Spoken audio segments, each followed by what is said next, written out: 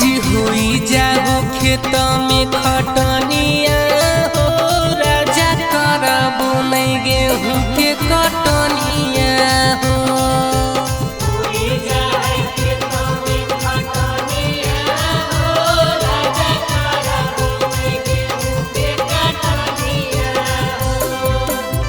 करबो नहीं गेहूं के कटनिया हो।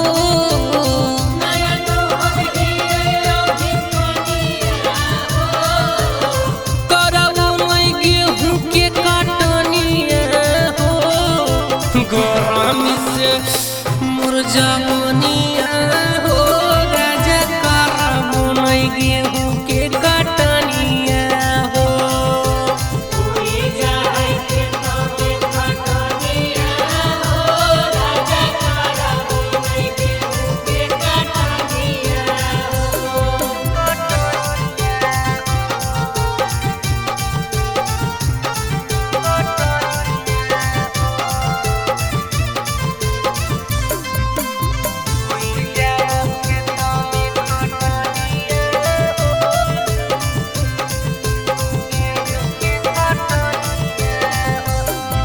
जी कत चैता के बहैलो हरिया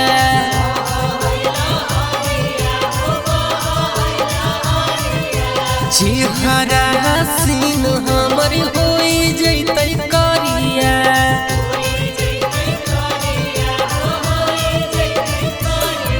जी धरबो नहीं हथवा में हसुआए सैया जी हसुआए सैया काटे में गेहूं पूरी पूरी दुख हो कलैया काटे में गेहूं पूरी पूरी दुख हो कलैया। दर्द से टूटो है बदनिया हो राजा करबो नहीं गेहूं के कटनिया हो।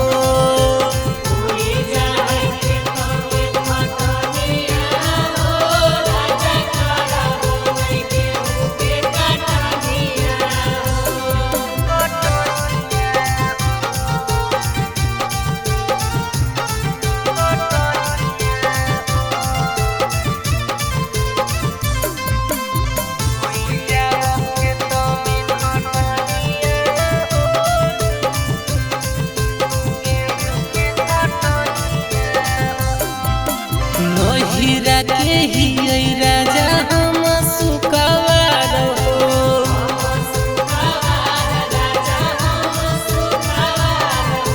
कहियो नहीं खटलिए हो खेतवा बधारी हो।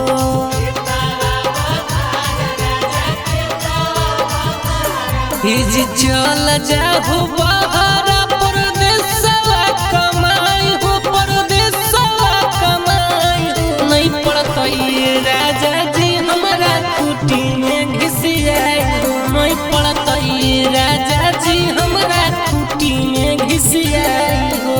बुझोरी के समय के परेशानिया हो राजा करबो नहीं गेहूं के कर